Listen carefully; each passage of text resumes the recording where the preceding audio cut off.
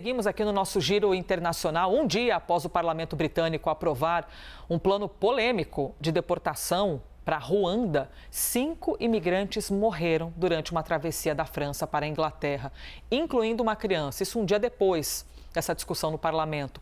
É mais um capítulo do drama, não é, Yasbeck, humanitário no Canal da Mancha. Todos os dias a gente vê uma cena como essa. Queremos saber de você o contexto disso tudo, por favor, e como é que está o termômetro desse debate? Oi, Elisa, bom dia a todos que nos acompanham. Mais um incidente, infelizmente, relatado no Canal da Mancha. Dessa vez, como você disse, pelo menos 5 vítimas, sendo uma mulher, 3 homens e uma criança. Eles estavam em um barco muito precário, daqueles barcos pequenos que fazem essa travessia perigosa entre a França e a Inglaterra pelo Canal da Mancha para tentar condições de vida melhor ao chegar no Reino Unido. Era um barco que transportava 110 pessoas, estava superlotado. E segundo os oficiais da Guarda Costeira, esse barco encalhou na costa e depois de uma confusão dentro da embarcação, essas pessoas infelizmente faleceram. A Guarda Costeira também não forneceu mais informações e mais detalhes sobre outras vítimas que poderiam ter morrido nesse incidente, mas as informações continuam chegando. Qualquer atualização eu volto a trazer novidades. E esse incidente acontece, como você disse, Elisa, depois da aprovação desse projeto polêmico e muito criticado por organizações de direitos humanos, que prevê a deportação de imigrantes que chegam ao Reino Unido para Ruanda. Esse acordo foi inicialmente firmado em 2022, ainda no governo do ex-premier Boris Johnson, mas passou por alguns reveses. Ele chegou a ser barrado pela justiça britânica. O governo britânico apelou dessa decisão. Esse julgamento foi parar na Suprema Corte. A Suprema Corte também considerou esse acordo de deportação dos imigrantes para Ruanda ilegal, e depois disso o governo do atual primeiro-ministro britânico Rishi Sunak entrou com um novo acordo, fez um novo tratado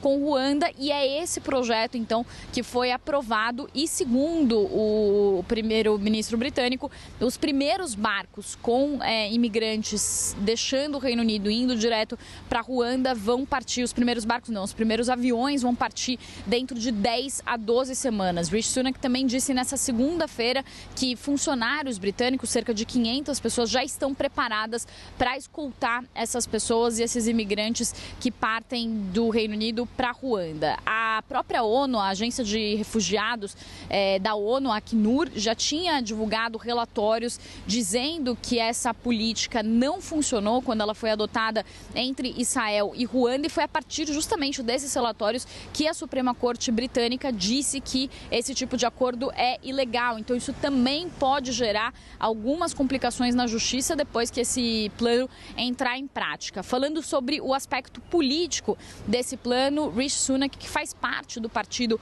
Conservador, tenta colocar esse plano em prática o mais rápido possível para acenar aos eleitores conservadores, já que as eleições no Reino Unido acontecem no fim do ano e pesquisas apontam que o Partido Trabalhista deve sair vitorioso dessas eleições, isso depois de 14 anos em que o Partido Conservador esteve no poder. Isso se insere também em um contexto mais amplo, um contexto europeu, em que políticos de direita, políticos de extrema-direita culpam os estrangeiros pelos problemas econômicos vividos pelos países. A gente sabe que no Reino Unido existe uma crise econômica que foi gerada pela saída do Reino Unido da União Europeia, que levou a um aumento de preços muito forte no país. Depois disso vieram alguns choques, o choque da pandemia, também o choque da guerra na Ucrânia, e as condições econômicas se deterioraram internamente. Então, muitos políticos usam o discurso de que os estrangeiros acabam piorando a economia e trazendo problemas econômicos para tentar trazer